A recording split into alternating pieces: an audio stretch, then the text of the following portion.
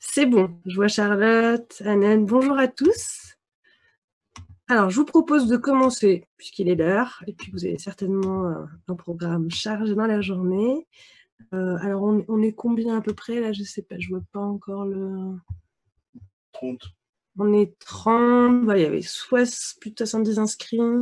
J'espère qu'on n'en a pas perdu en route avec la connexion webinar. De toute façon, ce webinar sera en replay. On mettra dans la journée ou d'ici demain. Je vais commencer ce webinar. Je vous souhaite tous la bienvenue. Je suis très heureuse de vous retrouver aujourd'hui pour ce webinar organisé par des enjeux et des hommes et Meilleurs Demain. C'est le premier d'une série. Je vous en reparlerai, pendant ce webinaire, mais c'est le premier d'une série entre aujourd'hui et les 10 jours qui arrivent. On va délivrer avec pédagogie et retour d'expérience, un certain nombre de sujets en lien avec les RSE pour vous faire, vous éclairer, vous monter en compétences et puis évidemment échanger avec vous. Alors, de base, nous avons coupé les micros et les caméras de l'ensemble des participants pour garder une bande internet, une bande réseau acceptable pour ce webinaire. Mais on va avoir l'occasion d'échanger par chat. Vous verrez, j'ai prévu quelques quiz. Alors, il y a Maëva qui dit bonjour, le son est taché seulement de mon côté. Je vérifie. Bon. Ça va. Ok, chez nous ici ça va. Alors je remercie d'avance Mathilde et Mickaël qui m'aident aujourd'hui dans l'animation de ce webinaire puisque... tu bouges plus. D'accord. Parce que... La vidéo est figée. Oh, ok. Bon, la vidéo est figée. On va faire avec. Ce qui est important, c'est que vous voyez bien le webinaire avec mon écran. Donc aujourd'hui, on est là pour parler de comment impliquer les équipes communication dans la mise en œuvre de votre démarche RSE. Donc on va parler de RSE, on va parler de communication responsable. Je vais peut-être vous dire en 2 mots qui je suis quand même, puisque je suis votre animatrice aujourd'hui pour ce webinaire, mais très brièvement. On aura l'occasion, si vous le souhaitez, de faire connaissance plus amplement par email, par LinkedIn, quand vous voulez. En tout cas, on est là avec l'équipe des enjeux et des hommes pour répondre à vos questions. N'hésitez pas à profiter de ce confinement pour faire avancer tous ces sujets. Alors, qui je suis? En tout cas, la communication, mon premier lien avec la communication, je pense que c'est comme vous tous, aux alentours de 2-3 ans, quand j'ai commencé à tenter de communiquer avec le monde qui m'entourait. Un vrai gap intellectuel quand j'ai été étudiante, à l'occasion de mon master en école de commerce, où j'ai écrit un mémoire sur est-ce que la communication responsable rend le consommateur responsable. C'était dans les années 2006-2007. À l'époque, il y avait peu d'écrits sur le sujet. Et j'ai eu la chance de rencontrer l'équipe qui avait composé Advisor, un collectif, un think tank autour de la communication responsable, et qui était en train d'écrire un livre, et que j'ai aidé à écrire le livre sur la communication responsable que vous retrouverez aux éditions Erol. Dans ce collectif, il y avait un certain nombre de professionnels et d'experts sur le sujet, dont Agnès Rambaud-Paquin, la fondatrice et présidente de Des Enjeux et des Hommes, équipe que j'ai rejoint il y a plus de 12 ans pour travailler sur ces sujets, aider les entreprises à structurer leur démarche RSE, mais surtout aider les entreprises, les accompagner pour intégrer la RSE dans les pratiques métiers, dans les process métiers. C'est ce qu'on a fait dans de nombreuses entreprises de toute taille, tous métiers confondus. À la suite d'Advisor, Advisor n'existe plus, mais il y a eu un certain nombre d'autres initiatives dans le secteur de la communication responsable. Des Enjeux et des Hommes a été le cabinet de formation qui a délivré les formations de communication responsable de l'ADEME auprès d'agences, d'annonceurs. On a dû former des milliers de communicants. On n'a pas tenu le compteur, mais on a formé un certain nombre de communicants à travers la France entière. On a aussi conçu des modules pour l'ASC il y a déjà quelques années sur la communication responsable. On est formateur pour l'IFOR sur ce sujet. On a formé les équipes marketing et communication des entreprises adhérentes à Citeo. Donc j'ai animé ces formations, entre autres. Et puis, on a travaillé avec la FNOR à la réalisation de l'ISO 26000 métier de la communication, qui est l'ISO 26000 dédié au métier de la communication. On a participé au groupe de travail. Donc, ça fait des années qu'on œuvre sur le sujet de la communication responsable. On continue énormément à former sur ce sujet en intra, en entreprise ou en collectivité ou dans les ministères, mais également en inter. Et donc, si vous avez envie de prolonger le sujet, et si vous avez envie de vous monter en compétences ou monter en compétences aux équipes, vous pourrez venir nous retrouver à l'occasion d'une formation qui s'appelle Communication responsable. Je vous redonnerai les dates puisque la prochaine est fin mai. Voilà. Alors, si vous êtes venus aujourd'hui, c'est pour qu'on parle de ces sujets. Je ne vais pas vous faire une conférence sur la communication responsable, mais simplement vous rappeler en un clic. L'idée, c'est d'avoir un socle commun pour ce webinaire, que la communication responsable, c'est porter un message responsable, avant tout sur un support éco-socio conçu, en interaction avec mes parties prenantes. Ce n'est pas nous qui l'inventons, c'est issu du livre réalisé avec Advisor, mais également de l'ISO 26000, métier de la communication. Et ça, peu importe les médias, print, digital, event, hors médias. Pour ce faire, pour atteindre ce Graal, cette communication responsable, et finalement, peu importe le sujet, parce qu'on parle de communication responsable, que le message parle de développement durable ou de RSE ou d'autres sujets, on est vraiment dans une volonté de la part du communicant d'avoir une information fiable, partagée, pédagogique, avec une mise en œuvre, évidemment, avec des communicants informés, formés et impliqués. Ça, c'est très important et on reviendra dessus. Alors, je vois en même temps le chat. J'espère que le réseau et le son fonctionnent. Et si jamais ce n'est pas le cas, vous aurez les informations sur la chaîne YouTube. N'hésitez pas à nous dire si vous entendez bien ou pas. Alors, cette mise en œuvre, elle se fait avec des communicants informés, formés, impliqués. Et donc, c'est bien le sujet de notre webinaire. Et on va voir comment on va pouvoir, enfin pourquoi d'ailleurs, on va pouvoir, pourquoi les impliquer, ces équipes communication, et comment les impliquer. Donc, je ferai ce webinaire en 2 grandes parties. Puis, je vais revenir sur le pourquoi. Si vous êtes tous à ce webinaire, vous cherchez à savoir comment impliquer les équipes communication, vous avez déjà la volonté de les impliquer. Alors, dites-moi juste par chat, comme ça, en un mot, pourquoi vous souhaitez impliquer les équipes communication dans votre démarche RSE? Je vous lis. Allez-y. Là, pour le coup, il n'y a pas besoin de son, si vous avez bien entendu ma question. Pourquoi souhaitez-vous impliquer vos équipes communication?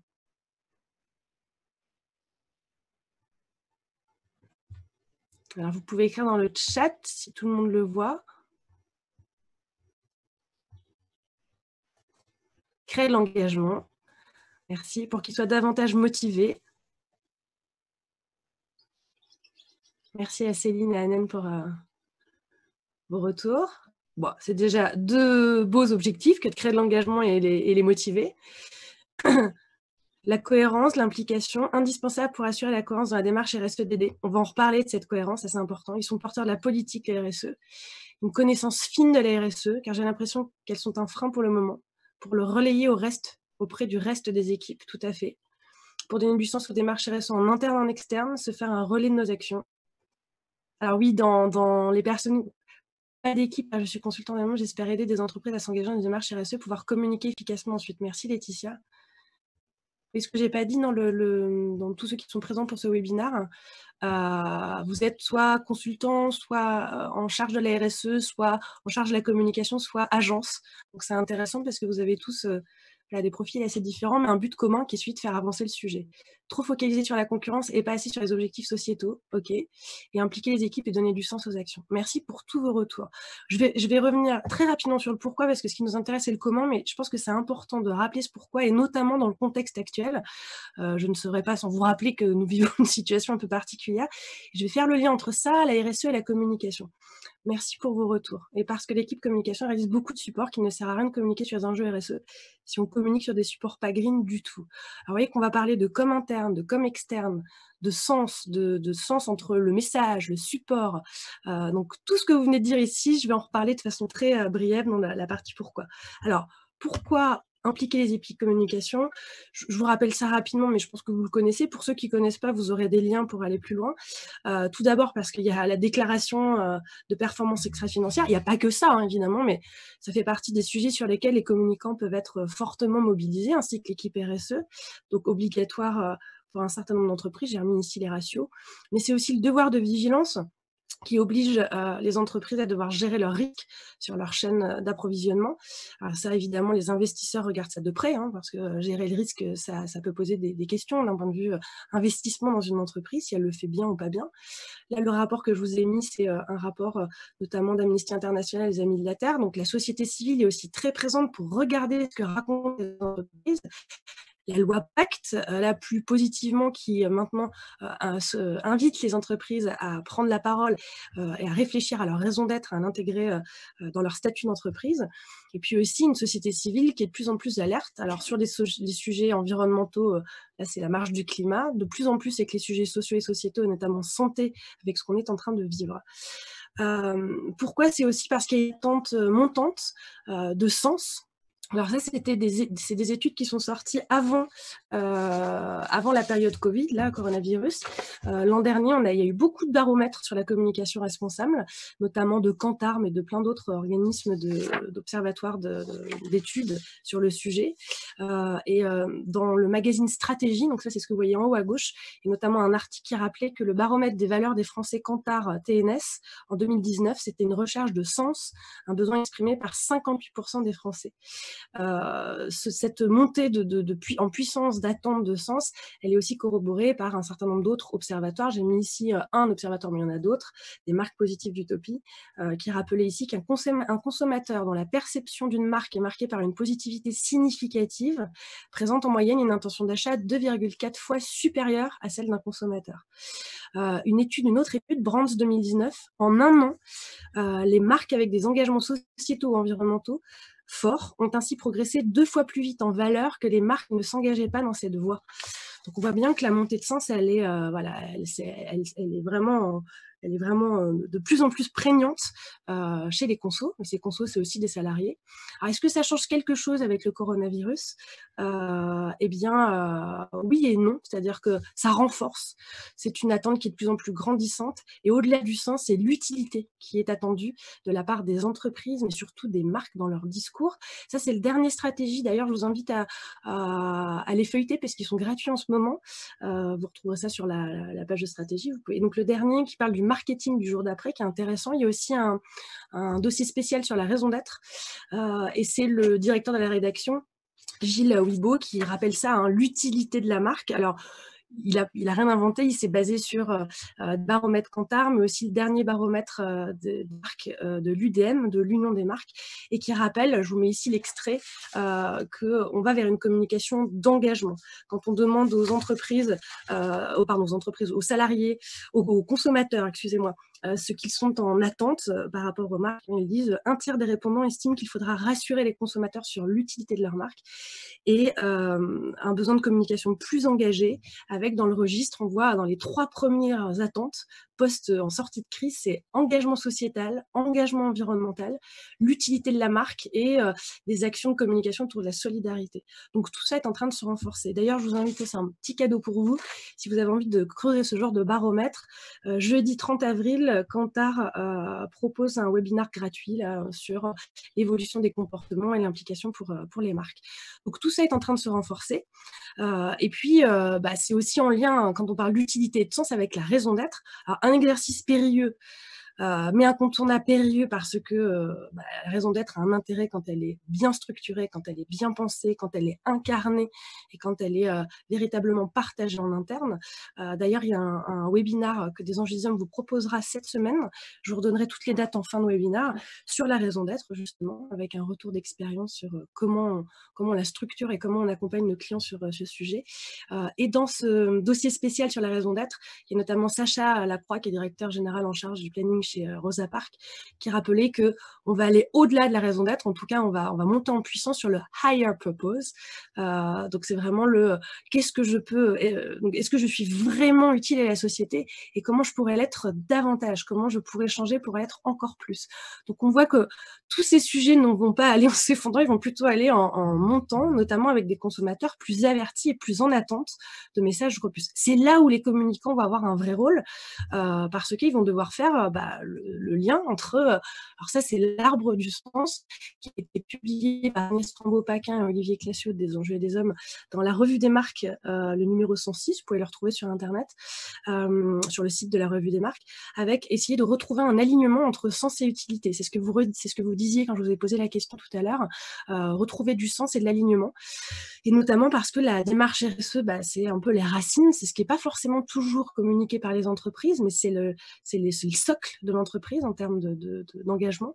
La raison d'être, qui est un peu la colonne vertébrale, c'est cette phrase, hein, c'est cette ambition, cette vision qui va être partagée, qui va se nourrir évidemment des fondamentaux de la RSE dans l'entreprise. Pour ça, il faut avoir fait un diagnostic évidemment, et puis se poser la question de là où on a une pertinence à s'engager. Puis la promesse de marque, qu'on appelle aussi dans notre jargon la RSM, la responsabilité sociétale de la marque, qui pour le coup est un peu la partie immergée de l'iceberg et qui finalement est allée se puiser tout ce qu'elle a raconté dans la raison d'être et la RSE. Et là, les communicants ont un vrai rôle, mais alors, vous voyez comme c'est assez compliqué, parce qu'on parle de raison d'être, on parle de RSM, on parle de communication engageante, d'anti-greenwashing. Les communicants, ils ont besoin d'être éclairés, sensibilisés, formés, aussi rassurés sur leur rôle, sur ce qu'ils ont le droit de faire, pas le droit de faire, sur ce qu'on attend d'eux, sur comment ils peuvent contribuer à la promotion de tous ces sujets de façon la plus intelligente, partagée, transparente possible. Et c'est pas si évident. Voilà, donc ça, c'est aussi l'alignement entre le sens et l'utilité. Alors, c'est aussi une attente, là j'étais plutôt côté externe, mais c'est aussi une attente interne. L'attente interne, alors pardon, je vous ai pas dit juste avant, mais il y aura un webinaire aussi par Des Enjeux et des Hommes la semaine prochaine sur le marketing d'après. Donc vous pourrez creuser tous les sujets dont je vous parle, vous pourrez les creuser en webinaire. Alors c'est aussi une attente interne, vous l'avez dit tout à l'heure, il n'y a pas que la com externe. Les communicants, ils peuvent contribuer à des démarches RSE aussi et surtout pour mobiliser l'interne, donner du sens, créer du déclic. Alors là, on va faire un petit quiz parce que je me suis basée sur l'Observatoire des salariés de l'entreprise responsable 2019, qui est sorti en 2020 par Des Enjeux et des Hommes et Ecodev et Occurrence. Vous aurez un webinaire également lundi prochain sur ce sujet. Vous voyez que tous les sujets sont bien préparés. Et alors, on va faire un petit quiz. Alors, selon vous, d'après cet observatoire, quelle part de salariés sondés savent définir la RSE? Vous écrivez A pour 4%, B pour 24% ou C pour 54%. Allez-y, A, B, B, B, B, B. Principalement du B, B, A, B, A, B. On n'a pas le droit de copier sur son voisin d'avant. Ok, j'ai principalement des A et des B. Alors c'est bien parce que la réponse, c'est C, 54%. Alors, ils disent, hein, on est dans de la déclaration. En revanche, donc, ils disent parce que quand on leur donne la liste, pas forcément spontanée, encore une fois, mais ils font le lien avec la contribution de l'entreprise aux enjeux de développement durable. Là où je vous retrouve avec les A et les B, c'est que quand on leur demande, d'accord, mais concrètement, comment tu vas pouvoir, toi, t'impliquer dans ton métier, quels sont les exemples concrets d'engagement de ton entreprise, là, on ne retrouve pas les 54%. En revanche, c'est un sujet qui est vraiment en train de progresser. Par rapport à 2017, il y a eu plus, j'avais noté le petit chiffre, plus 24 ou 27%, je le retrouverai peut-être après, je sais plus, je l'avais noté, d'évolution positive en termes de connaissances sur le sujet.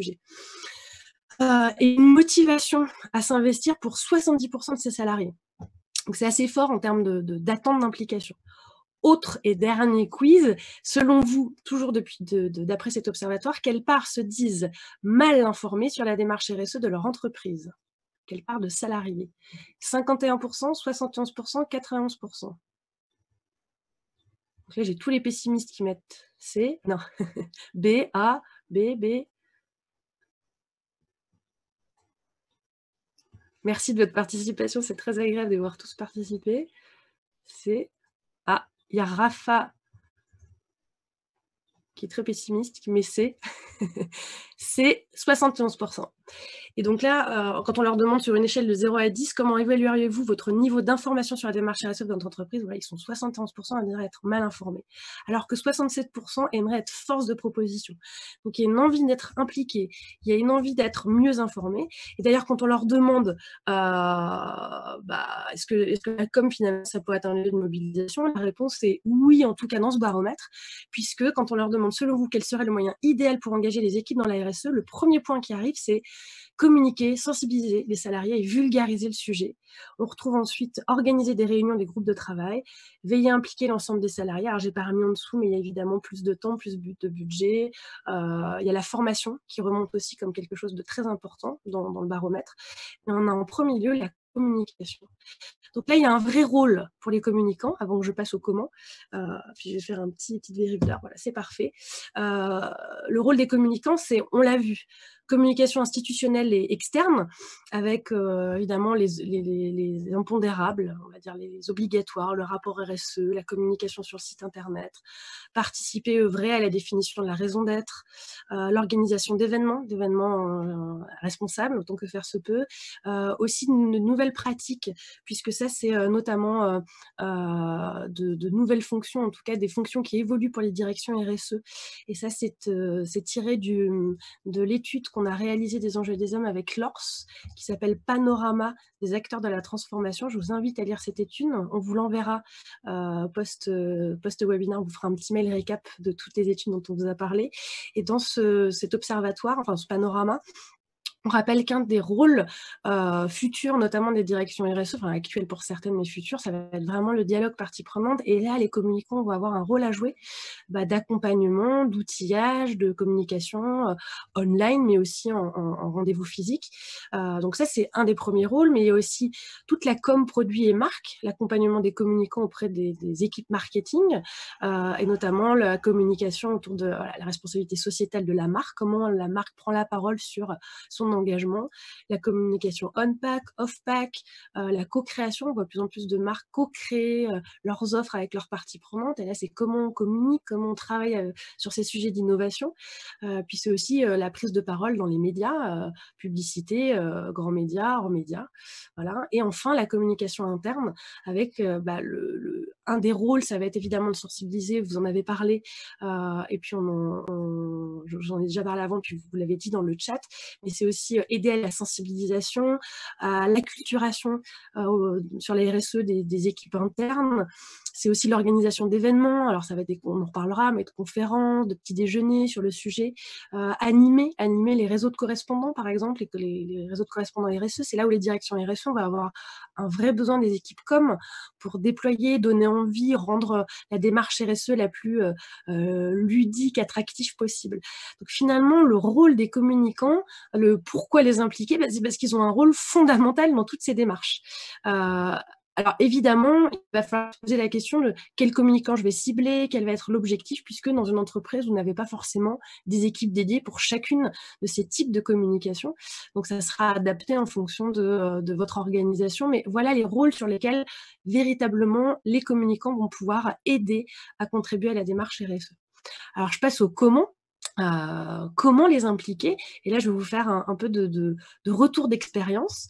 On a écrit un guide il y a déjà quelques années que vous retrouverez sur le site des enjeux des hommes. Vous allez dans l'onglet Actualité, et puis tout en bas, vous avez les guides et les études qu'on a réalisées et qui sont disponibles gratuitement, et notamment un guide sur la mobilisation des équipes au développement durable.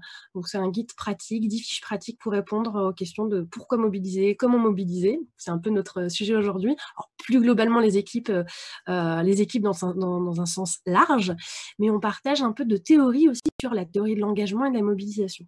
Vous retrouverez dans ce guide une roue qu'on appelle la roue de la mobilisation, et on montre à quel point il va être important de mobiliser les équipes, et notamment ici, on parle des équipes communication, pour les passer d'un état de détaché à concerné, donc les monter en conscience, qu'elles prennent conscience, qu'on crée des déclics, qu'on partage un sens commun, des repères. Et c'est ce qu'on appelle la sensibilisation. Ça va être important de ne pas la confondre avec la formation. Alors, qu'est-ce qu'on entend par sensibilisation? J'aimerais bien que vous puissiez me donner dans le chat des idées pour sensibiliser les communicants. Alors, des choses que vous avez vues ou que vous avez déjà testées, que vous avez déjà mises en œuvre. Comment vous sensibilisez les communicants? J'en suis pas la formation. Comment sensibiliser les communications à s'engager dans la démarche RSE? Est-ce que vous pourriez donner des idées? Est-ce que vous avez déjà mis en œuvre dans le chat? Alors, ce serait plus agréable de vous entendre et de vous voir, mais comme on est nombreux, si vous ne donnez pas d'exemple, c'est moi qui les donne. Ah, groupe de discussion. Merci Laurence. Ok, donc là on va être plutôt dans l'échange. Est-ce qu'il y a d'autres idées en parlant d'exemples concrets? Leur faire des ateliers, quiz RSE, j'en ai entreprise. Merci Sandra, Rafa, Claire. Des serious games. Ouais, Guinilla, merci. Serious games. On va peut-être être même déjà dans la formation. C'est pas très grave hein, si on mélange sensibilisation, formation. Les emmener sur le terrain, workshop de facilitation. team building, mettre en place une veille RSE, partage d'études Kantar, oui, tout à fait, avoir des exemples concrets de l'entreprise sur ses démarches. Jeux collaboratifs type presque du climat, montrer des exemples qui ont fonctionné, rencontre avec des fournisseurs, des imprimeurs, super idées. On sent que là, il y a du vécu, du retour d'expérience. Nommer un business partner côté RSE dédié au sujet. Ouais, il y a la question de la gouvernance, on va revenir dessus évidemment. Ok, merci pour tous ces retours déjà, qui sont riches. Génial ces idées, oui, tout à fait. Alors j'en ai mis quelques-unes ici qui reprennent plus ou moins ce que vous avez dit, puis après je vous ferai des retours d'expérience concrets avec des entreprises nommées, vous verrez. Les sensibilisations, ça va être des interventions en séminaire, vous en parliez, team building, des quiz, des vidéos, partager des études conso comme celle de Kantar, faire du benchmark, montrer ce qui s'est fait dans d'autres entreprises, comme internes ou externes, des interventions de témoins, des rencontres avec des fournisseurs, tout ce qui va permettre de créer les déclics et de passer les équipes d'un état de je suis détaché à je me sens concerné, mais pas forcément impliqué ou compétent.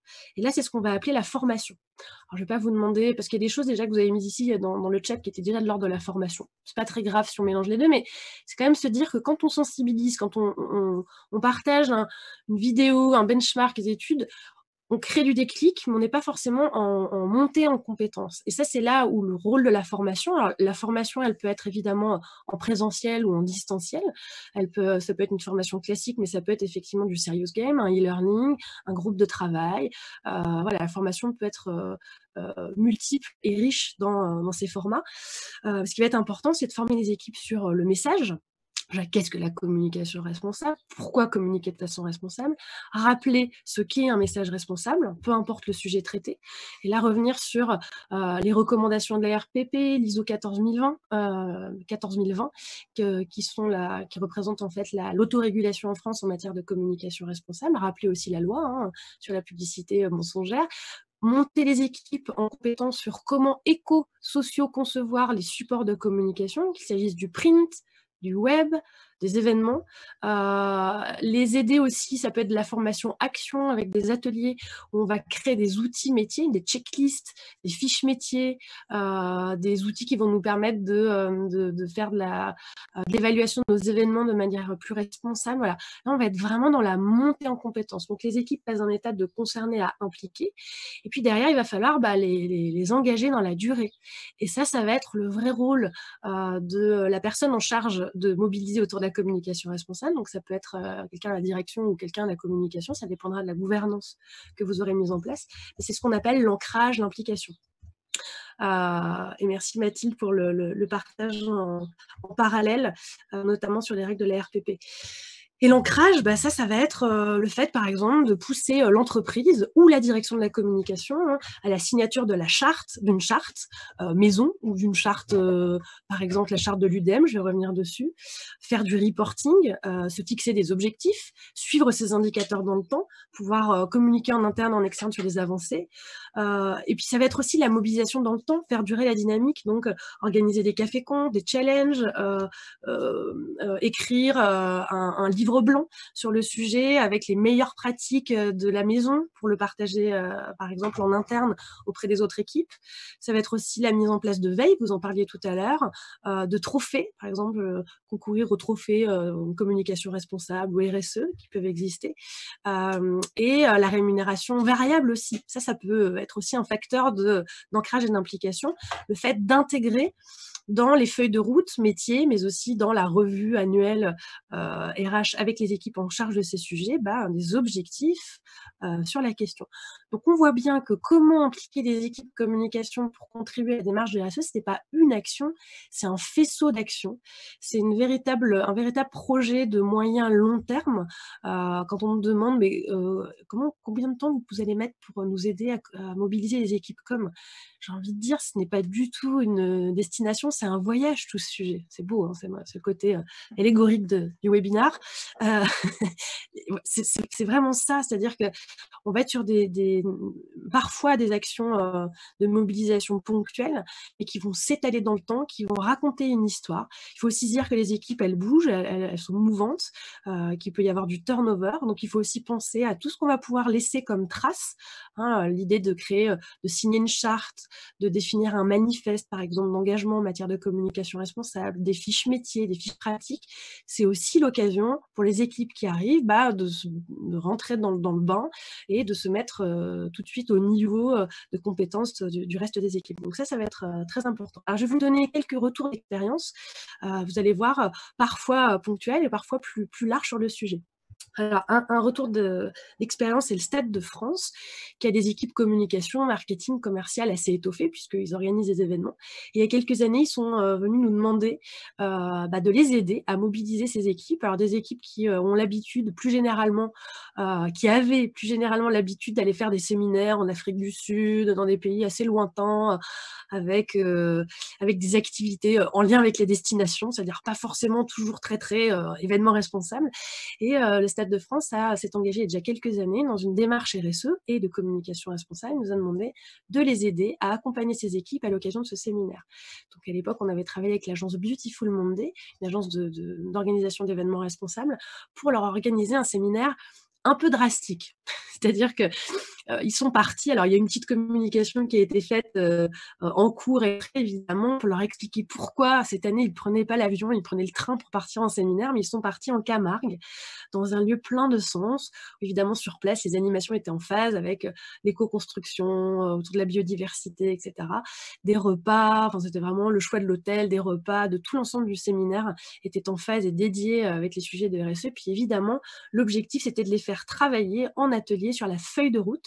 Donc, tout avait été prévu pour les mettre en condition. Alors, ce qui est intéressant, c'est de voir le reportage photo des personnes avant, pendant, après, parce qu'avant, ils se demandent vraiment ce qu'ils ont fait de mal pour être envoyés en Camargue et pas prendre l'avion pour leur séminaire. Mais c'était un retour très intéressant parce qu'en termes de team building, il y a une création de sens qui s'est fait au fur et à mesure des événements, en tout cas des animations, des séquences passées et du programme réalisé à l'occasion de ce séminaire pour les amener finalement à comprendre le sens de la raison de ce choix de séminaire et des raisons pour lesquelles on avait besoin d'eux pour contribuer à la feuille de route maison.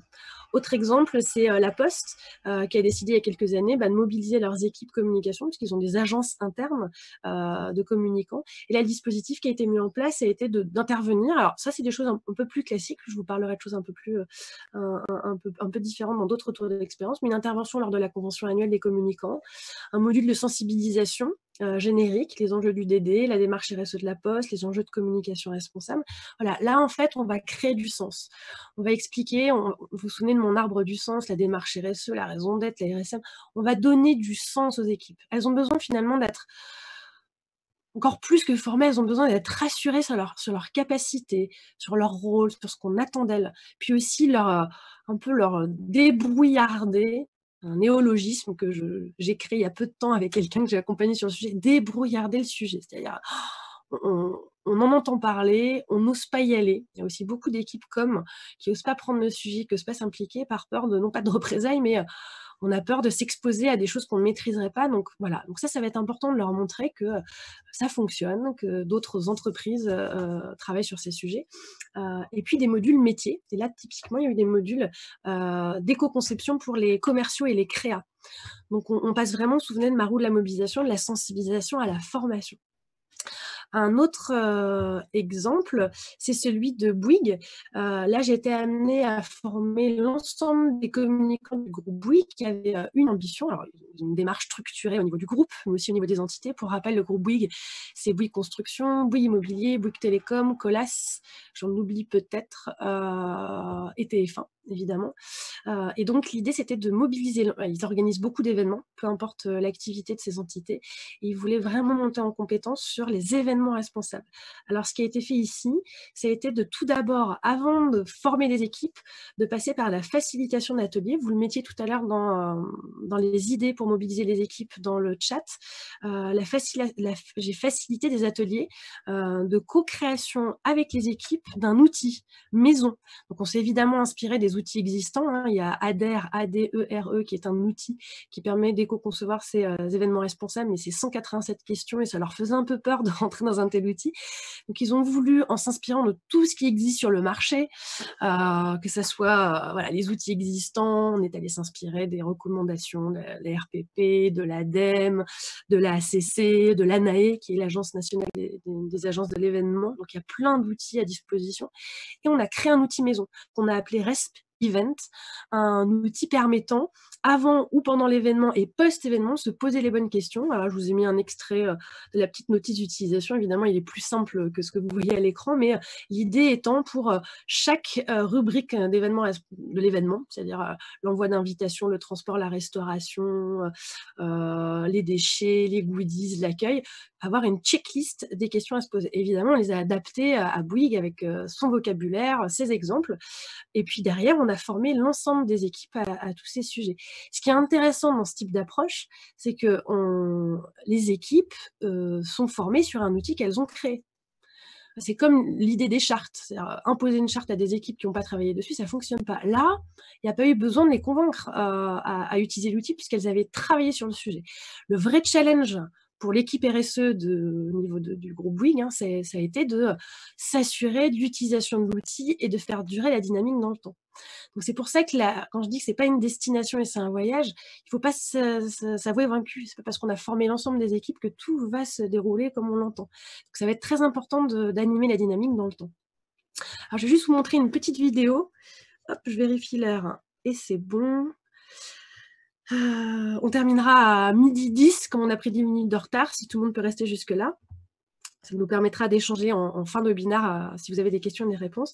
Je vais vous passer un petit extrait d'un film, d'une vidéo qu'on a réalisée qui s'appelle « Innover en communication responsable », qu'on a réalisée avec l'IFOR, qui est l'organisme de formation des ministères sur ce sujet. Et donc, c'est une vidéo sur la communication responsable que vous retrouverez évidemment sur le web. Hop, et qui parle de gouvernance. J'espère que vous allez bien entendre. Hop, alors je vais remettre le son. Voilà. J'espère que ça va marcher.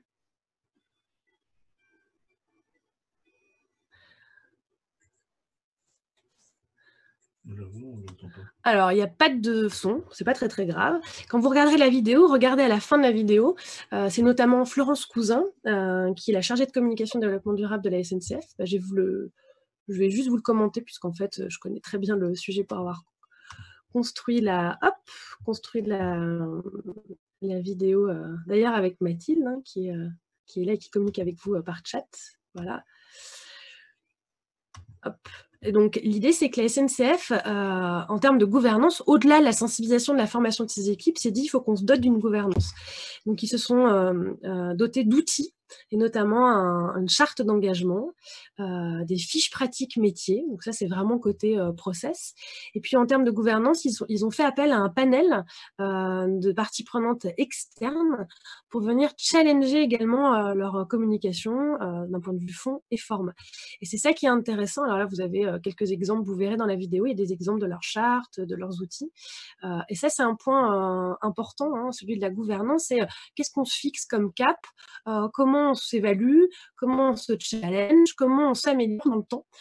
Et ça, c'est très important parce qu'encore une fois, la mobilisation des équipes, sans KPI, sans indicateurs, sans amélioration continue, ça ne fonctionnera pas dans le temps. Je donne assez souvent l'exemple, quand je fais des formations sur la communication responsable, de l'exemple du soufflé. Hein.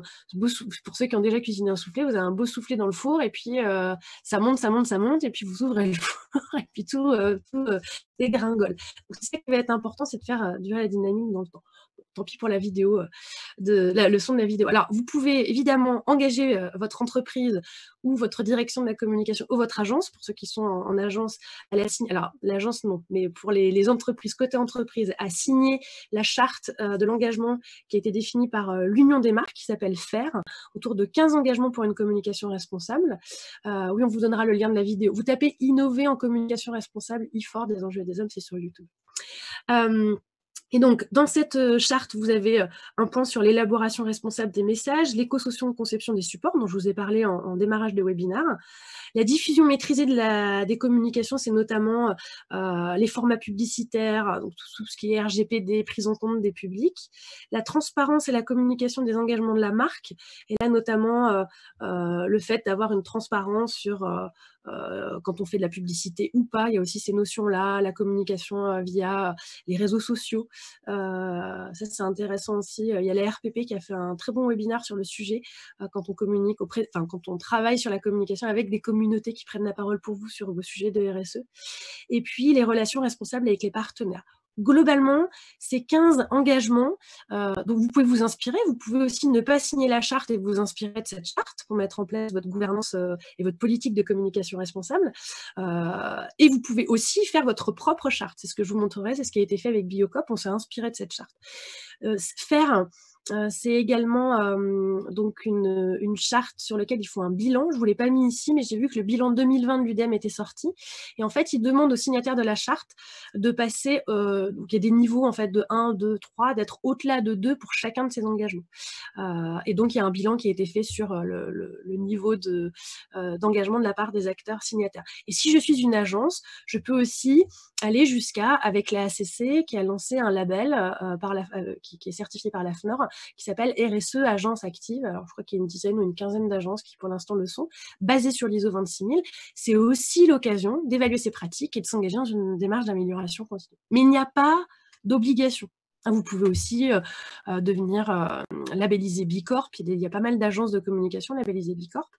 Je connais bien le sujet pour y avoir travaillé pour notre cabinet des Enjeux des Hommes, qui est également certifié. Donc, tout ça pour vous dire que c'est pas le label qui va mobiliser les équipes, mais ça peut y contribuer parce que, par exemple, être Bicorp ou être RSE Agence Active, c'est l'occasion de faire un événement interne, de montrer qu'on s'engage, de valoriser aussi en externe, mais c'est pas le label qui mobilisera l'ensemble des troupes forcément. Donc c'est vraiment, vous l'aurez compris, un engagement plus moyen-long terme sur des actions bien plus globales.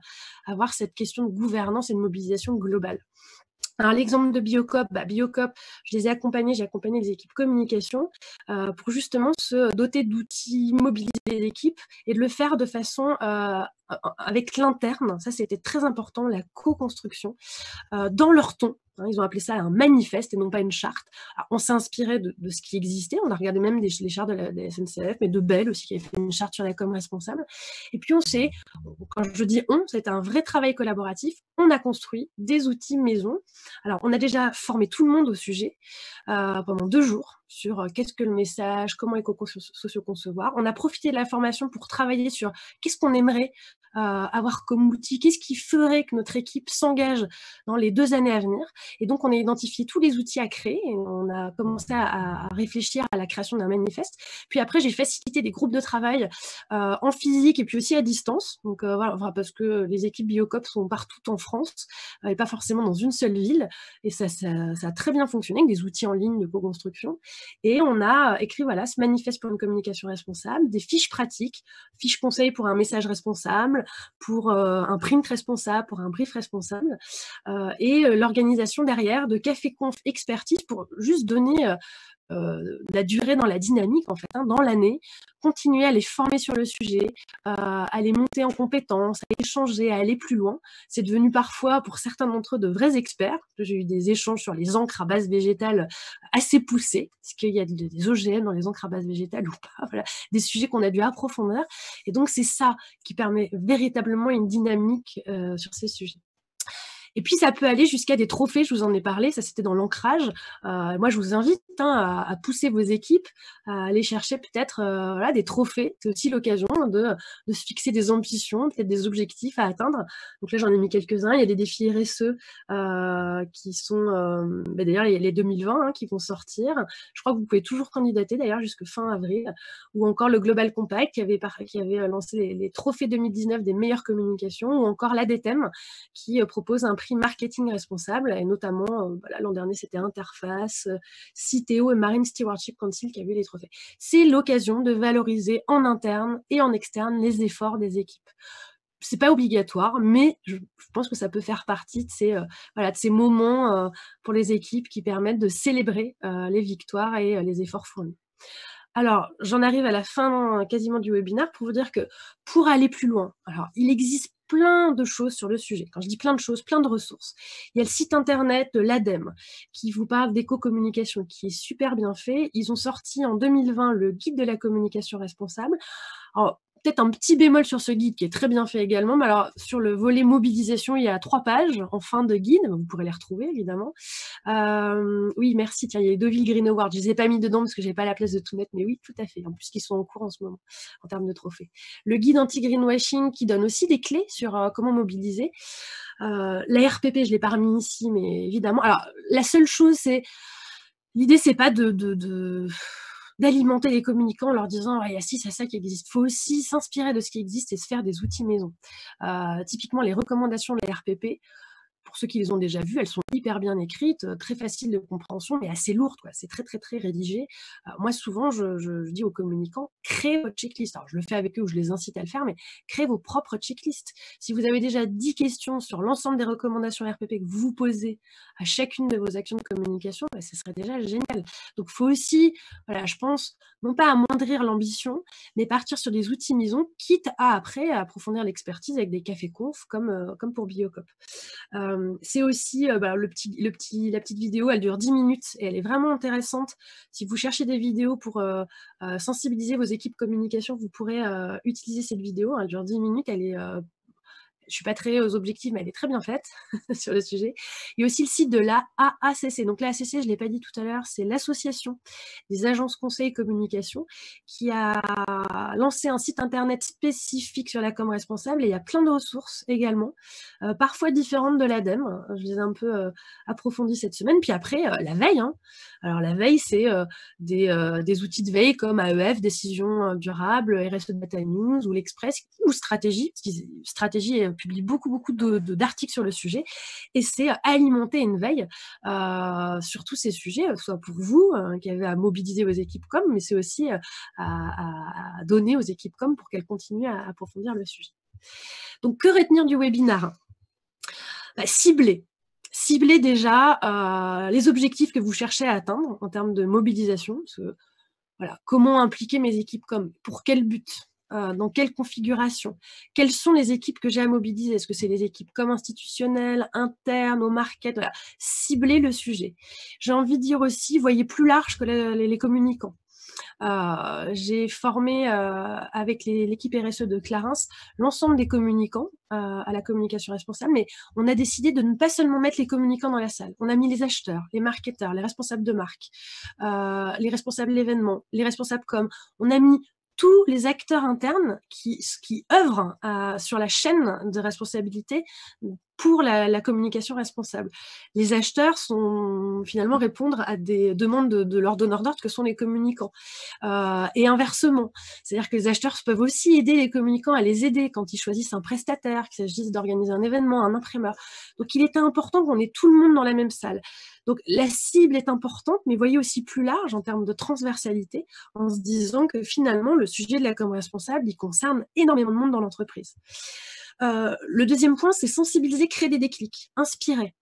Alors vous l'avez dit, puis je vous en ai parlé, vous l'avez dit dans le chat et je vous en ai parlé dans les slides, mais du benchmark, alors pas que concurrents effectivement, ça peut être du benchmark d'autres entreprises, des études conso, un lancement dynamique. Alors, vous parliez tout à l'heure de team building, on fait une charte, en tout cas on célèbre le moment. Et si c'est charte, si c'est une charte de communication ou si c'est une communication plus globale avec un événement, essayez qu'il soit le plus collaboratif possible et en phase avec le sujet. Quand on organise un événement pour lancer une démarche de com responsable, on évite le goodies de la petite éolienne à pile qui fonctionne à pile pour se rafraîchir. Voilà. Et puis soyez positifs. C'est vrai que nous, on continue à parler de communication responsable, mais parfois ça peut un peu coincer. Les communicants vous disent, mais alors avant, je faisais de la com irresponsable. Donc peut-être trouver d'autres, parler d'innovation, de com positive. Alors, ils sont très forts, hein, les communicants, les agences. Là, j'ai vu qu'on parlait de bénévolence, de com positive. Enfin bref, on peut trouver ce qu'on veut. L'idée, c'est d'être positif sur le sujet, de donner envie. Former. Je vais pas trop m'attarder parce que j'en ai beaucoup parlé, mais rappeler les basiques, outiller. Ça, c'est important. Au-delà de montrer ce qui existe, outiller et co-construisez les outils. Faites entraîner, il faut que les équipes s'entraînent. Donc nous, quand on fait des formations sur le sujet, bah, les équipes s'entraînent à organiser un événement de façon responsable et elles ont droit à l'erreur. C'est ça qui est aussi important. Elles ont le droit de ne pas connaître les sujets. Et puis, c'est aussi l'occasion de faire une prise de recul sur ses propres pratiques. Donc moi, dans toutes les formations qu'on anime, hein, on pose la question de sur quoi vous pourriez vous engager individuellement et collectivement. Et on repart pas de la salle sans une feuille de route. On va suivre derrière. Alors que ce soit nous ou directement l'équipe communication ou RSE. Voilà. Et puis enfin, impliquer, ancrer, ça va être l'évolution des process, des outils. Alors, il y a pas mal de textes dans cette slide, mais comme ça, vous pourrez la reprendre si vous en avez besoin. C'est l'engagement de l'ensemble des acteurs, je vous l'ai dit tout à l'heure avec l'exemple de Clarence. C'est, je parlais de nourrissage, c'est pas très beau comme mot, c'est pour ça que je l'ai mis en entre guillemets, mais c'est les nourrir tout au long, la veille, des cafés conf, vraiment que cette culture autour de la com RSE, elle vive. Et enfin, la valorisation et le maintien dans la dynamique. Et le pilotage par la gouvernance, par les KPIs. Voilà ce que j'avais envie de vous dire par rapport à tout ça. Et j'en ai terminé pour ce webinaire, en tout cas sur comment impliquer. J'espère qu'avec ces quelques retours d'expérience, j'ai pu vous donner quelques clés sur comment impliquer les équipes communication à la démarche RSE. Arrive maintenant le temps des questions-réponses si vous en avez. Avant de rentrer dans les questions-réponses, peut-être pour ceux qui avaient prévu de partir à midi puisqu'il est 11h59, simplement vous rappeler qu'on anime des formations sur à peu près tous les sujets dont je vous ai parlé aujourd'hui, et notamment la prochaine formation qui aura lieu les 28 et 29 mai sur la communication responsable. Alors, on attend évidemment, comme tout le monde, des informations liées au déconfinement. Si on ne peut pas faire la formation en présentiel, elle pourra avoir lieu à distance. On l'adaptera évidemment d'un point de vue pédagogique. On ne passera pas 2 fois 7 heures d'affilée derrière l'ordinateur, mais on s'organise avec l'équipe des Enjeux des Hommes pour vous proposer un module aussi dynamique qu'en présentiel, à distance, avec des choses à faire en amont, en aval, voilà. Retrouvez-nous lors des prochains webinaires qu'on anime. Ici, la raison d'être le 28 avril, c'est-à-dire demain, alors j'anime aussi un webinaire la semaine prochaine sur le même format, mais sur des équipes commerciales. Le baromètre salarié qui aura lieu l'après-midi, le lundi après-midi, moi j'anime le matin, ou encore le marketing d'après le 7 mai. Nous organisons également avec Panache, Meilleur Demain, des Enjeux des Hommes, Bordéo, un after work. Alors, idem, on verra s'il se fera à distance ou en présentiel, mais sur la RSE, on parle avec Panache et ça va embarquer le plus grand nombre pour un meilleur demain. Là, c'est un programme de formation qu'on concocte pour les équipes RSE, les équipes communication, les ambassadeurs sur comment parler de ce sujet pour encore plus convaincre, sans faire de greenwashing, mais plus convaincre, donner envie, adapter son discours en fonction des cibles. Donc là, c'est vraiment une formation métier et on vous en parlera à l'afterwork du 2 juin, à distance ou en réel. Alors un dernier petit point, tiens, je vous ai mis une photo de moi. Une action de communication que vous pourriez faire aussi à distance avec vos équipes com, vous qui avez envie de les impliquer en ce moment. C'est aussi impliquer vos collaborateurs. Je ne sais pas si vous connaissez l'initiative Massbook qui a été lancée par une association créative sur le sujet qui fait le lien entre l'art, le développement durable, les problèmes environnementaux et aujourd'hui les problèmes du Covid. Et Maskbook, c'est l'occasion de créer son propre masque. Alors j'ai fait l'exercice pour aller vers une croissance autrement, mais n'hésitez pas à aller sur le site pour lancer une démarche. Ça, typiquement, c'est une démarche assez intéressante en termes d'implication. Merci pour votre écoute. Et je vous propose maintenant de vous donner 10 minutes, 10 minutes de questions-réponses si vous en avez par rapport à tout ce qu'on a vu. Alors, je vais peut-être tout de suite rebondir sur le propos de Laetitia qui disait attention au greenwashing, oui, mais ne pas oublier le social washing, tout à fait.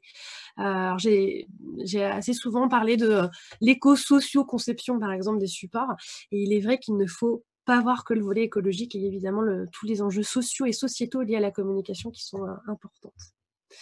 Est-ce que sinon, pour les autres, vous auriez des questions? Alors si vous en avez, n'hésitez pas à les poser dans le chat, ou un sujet que vous aimeriez que j'approfondisse, qui a été vu dans ce webinaire.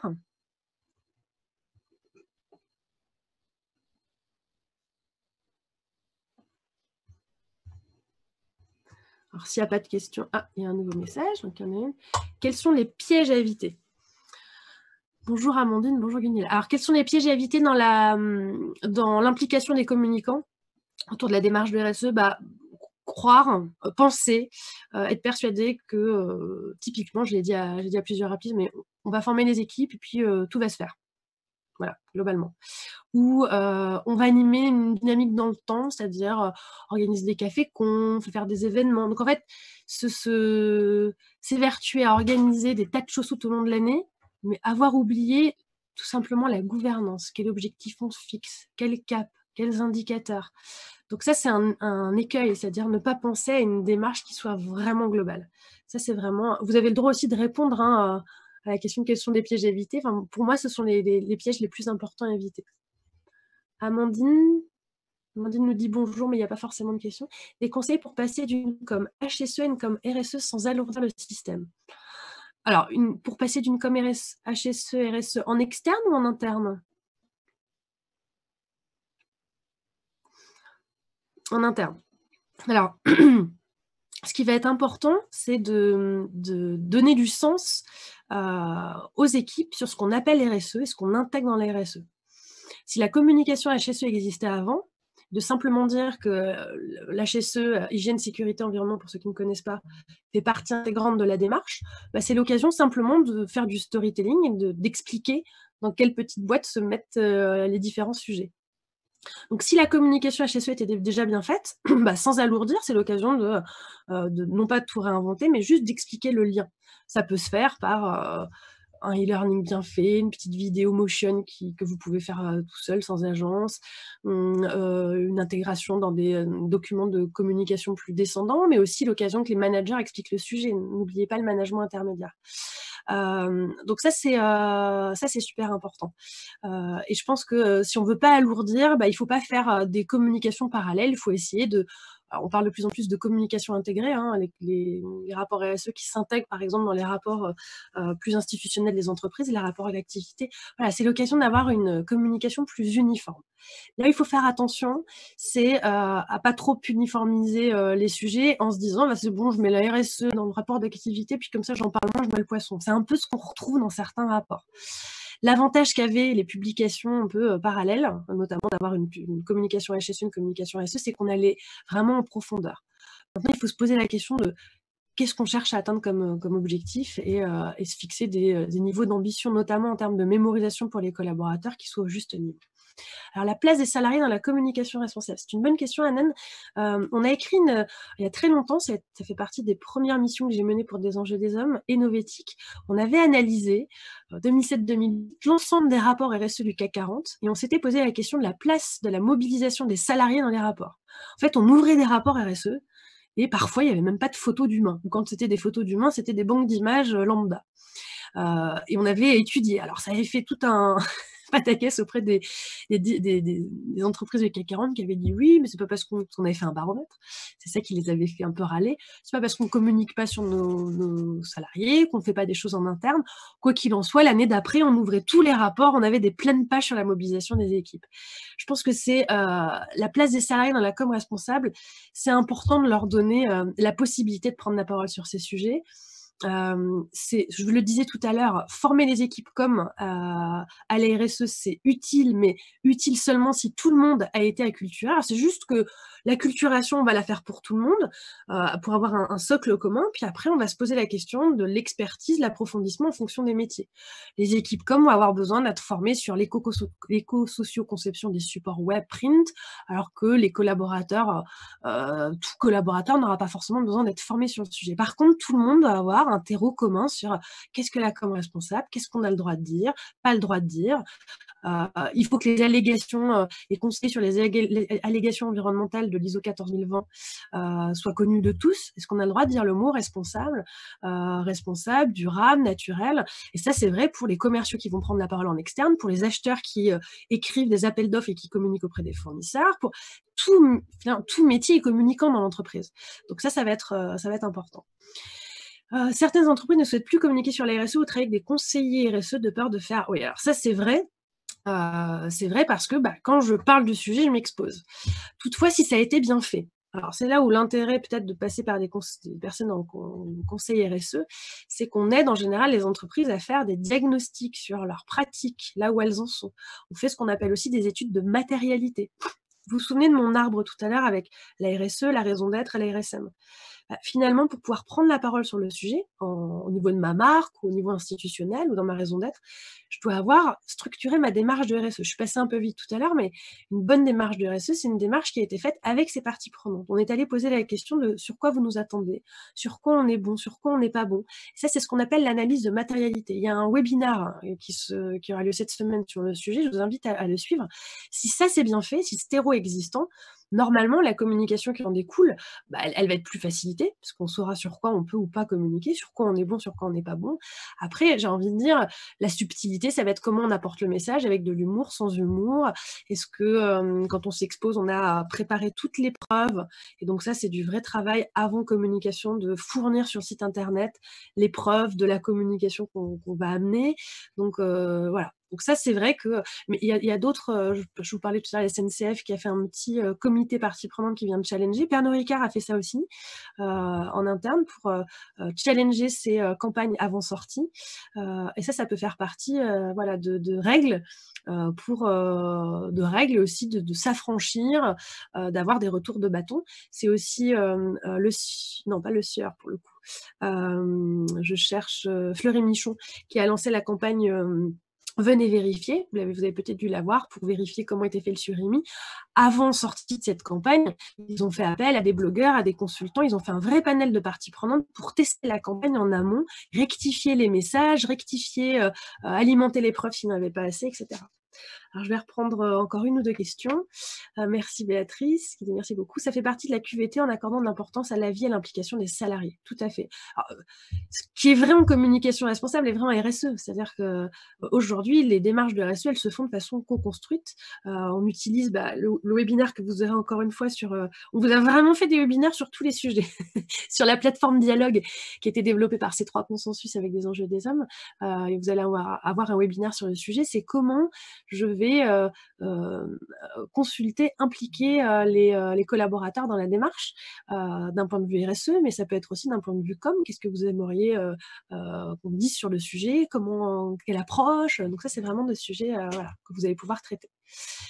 Est-ce que j'ai répondu à toutes les questions? Je crois que oui. Attention, greenwashing, on en a parlé. Merci beaucoup, mais de rien. Écoutez, je vous remercie d'avoir été présente. Désolée pour le démarrage. Ça, c'est les aléas du direct, comme on dit. Voilà, c'est juste à propos. Je vous souhaite bonne fin de confinement, si un jour on est déconfiné. Je vous invite évidemment à nous suivre sur les réseaux sociaux, sur le site internet de Des enjeux des hommes. On essaiera avec Mathilde de vous envoyer rapidement des liens vers les petites études dont on vous a parlé, la liste des webinaires. Alors, si vous êtes sur LinkedIn, Twitter, la page de Des enjeux des hommes, vous trouverez toutes les dates des webinaires et des formations. Merci à vos retours. C'est très agréable d'avoir vos retours positifs sur ce webinaire. On le mettra en ligne, en replay. N'hésitez pas à l'envoyer, qui vous avez envie, pour poursuivre les échanges. Et je vous dis à très bientôt. Merci beaucoup.